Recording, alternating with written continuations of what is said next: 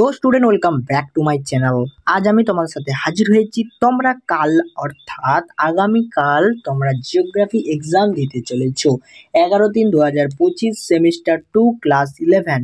যারা geography exam দিতে চলেছ, যারা এই জিওগ্রাফি এক্সাম নিয়ে টেনশনে রয়েছো, তাদের জন্য এই সুপার এক্সক্লুসিভ সাজেশনটা। তুমি জাস্ট এই সাজেশনটা প্র্যাকটিস করেছো, আশা করি এই 35 নাম্বারে তোমাদের যে লং কোশ্চেন অ্যান্সার করতে হবে তার মধ্যে অনায়াসে তুমি এখান থেকে অনায়াসে 30 নাম্বার থেকে 32টা নাম্বার ক্যারি করতে পারবে। জাস্ট আমার এই সাজেশনটা অধ্যায় ভিত্তিক যে সাজেশনগুলো আমি তুলে ধরবো, সেই সাজেশনগুলো যদি তোমরা কমপ্লিট করতে যেতে পারো, তাই কাজে ভিডিওটা স্কিপ না করে প্রথম থেকে শেষ অবধি দেখার অনুরোধ রইলো। ছোট্ট একটা অনুরোধ, চ্যানেল যদি নতুন থেকে অবশ্যই চ্যানেলটা সাবস্ক্রাইব করে পাশে দেখো, আর যারা সাবস্ক্রাইব করে তাদেরকে অসংখ্য ধন্যবাদ।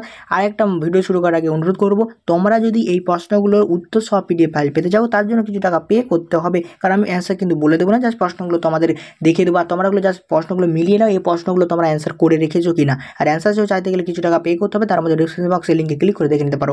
আর আজ বিকাল 4টার সময় একটা আর্নিং রিলেটেড ভিডিও হবে, যেখানে তোমরা 199 টাকা ইনভেস্ট করে 50 টাকা ব্যাক পাবে। তারপরে তোমরা কিন্তু লাইফ টাইম ইনকাম করতে পারবে। এইরকম ইনকাম রিলেটেড ভিডিওটা তোমরা কিন্তু অবশ্যই সবার আগে দেখে নিতে পারো। সো প্রথমত যেটা আমি আলোচনা করব, সমস্থিতি ধারণা বলে একটা তোমাদের চ্যাপ্টার রয়েছে, সেখান থেকে 5 মার্কে একটি প্রশ্ন আসবে, যে প্রশ্ন সবথেকে বেশি ইম্পর্টেন্ট। জাস্ট আমি এই দুটো প্রশ্ন তোমাদের বলবো। সমস্থিতি কাকে বলে, সমস্থিতি সম্পর্কে প্রগেট এবং এইরির যে একটা মতবাদ বা ধারণা, এই দুটো প্রশ্নের মধ্যে একটা হয়তো 5 নম্বরে তোমাদের মধ্যে চলে আসবে। এই দুটো প্রশ্ন তোমরা করবে, তার সাথে যে প্রশ্নটা করে না রাখলেও নয়, এটা তোমরা একটু জাস্ট দেখে রাখবে। চিত্র সহ প্রগেট এবং এরির তত্ত্বে দুটির মধ্যে যে পার্থক্য, সেটা তোমাদেরকে করতে হবে। তারপর হচ্ছে ভূমিরূপ গঠনকারী প্রক্রিয়া। এখান থেকে কিন্তু অনেকটা নাম্বার চ্যাপ্টার থেকে, এটা একটা বিরাট বড় চ্যাপ্টার। অনেকে হয়তো গুলিয়ে ফেলবে কোন প্রশ্নগুলো করবো আর কোন প্রশ্নগুলো করবো না, বাট আমি সাজেস্ট করবো যে প্রশ্নগুলো তোমাদের করা উচিত আর কোনগুলো করা উচিত নয়। সর্বপ্রথম যেটা করে, মহীভবক এবং গিরিজনীয় আরোহণের মধ্যে পার্থক্য লিখবে। 3 নম্বর কিংবা 2 নম্বরের প্রশ্ন কিন্তু এটা আসতেই পারে।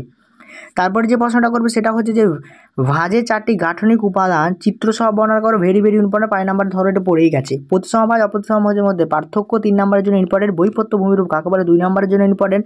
ভাঁজ সৃষ্টির 2টি কারণ লেখো। দেখো শেষে কিন্তু ক নাম্বারে অ্যান্সার করতে হবে, তার কিন্তু শেষে কিন্তু আমি দিয়ে দিয়েছি ব্যাকেটের মাধ্যমে, তোমরা যা একটু দেখে নাও। স্বাভাবিক চ্যুতি বিপরীত চ্যুতি বলতে কাকে বলে, স্বাভাবিক চ্যুতি বিপরীত চ্যুতির নাম হচ্ছে অনুলোপ চ্যুতি, আবার বিলোপ চ্যুতিও বলা হয় থাকে। এটা কিন্তু তোমরা একটু খেয়াল রাখবে, পরীক্ষার অনেক সময় গুলিয়ে যায়।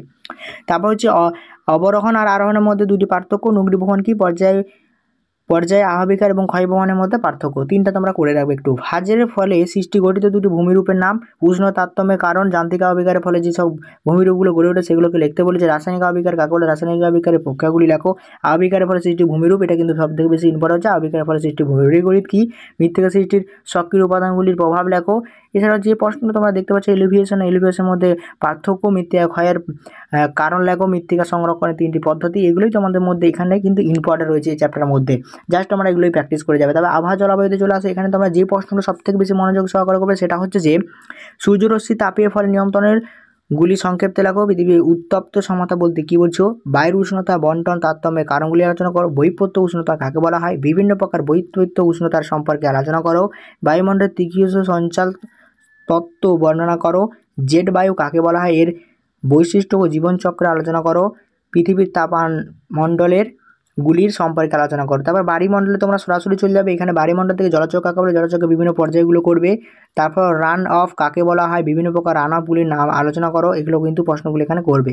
তারপর হচ্ছে আবহাওয়া জলবায়ুতে এখানে তোমরা যে প্রশ্নগুলো করবে সেটা হচ্ছে ভারতের জলবায়ু নিয়ন্ত্রণ সমূহগুলো আলোচনা করতে হবে। ভারতের জলবায়ু ঋতু বৈচিত্র্য উল্লেখ করো। ভারতের জলবায়ুর উপর বিশ্ব উষ্ণায়নে এনসোর এর প্রভাব আলোচনা করো। ভারতের অর্থনীতি মৌসুমী বায়ুর প্রভাব আলোচনা করো। Very important. যে কটা প্রশ্ন বলা হয়েছে সে কটা প্রশ্ন খুব ইম্পর্টেন্ট। তাছাড়াও যেখানে 2 নম্বরে এখান থেকে যে সংজ্ঞাগুলো তোমরা পড়তে পারো সেটা হচ্ছে যে পশ্চিমী ঝঞ্ঝা, আশ্বিনের ঝড়, লু আদি, এগুলো কিন্তু তোমরা করে রাখবে। তারপর ভারতের অরণ্য থেকে যে 6টা প্রশ্ন তোমরা জাস্ট এখান থেকে প্র্যাকটিস করে যাও, সেটা হচ্ছে যে ক্রান্তীয় চিরহরিত অরণ্যের বৈশিষ্ট্য লেখো। ম্যানগ্রোভ বনভূমি কাকে বলা হয়, এর বন্টন বা বৈশিষ্ট্য। বনভূমির বা বাস্তুতান্ত্রিক বা অর্থনৈতিক গুরুত্ব লিখতে বলেছে। বনভূমির কী গুরুত্ব, এটা কিন্তু আমরা সকলে জানি বনভূমি আমাদের কী গুরুত্ব প্রদান করে।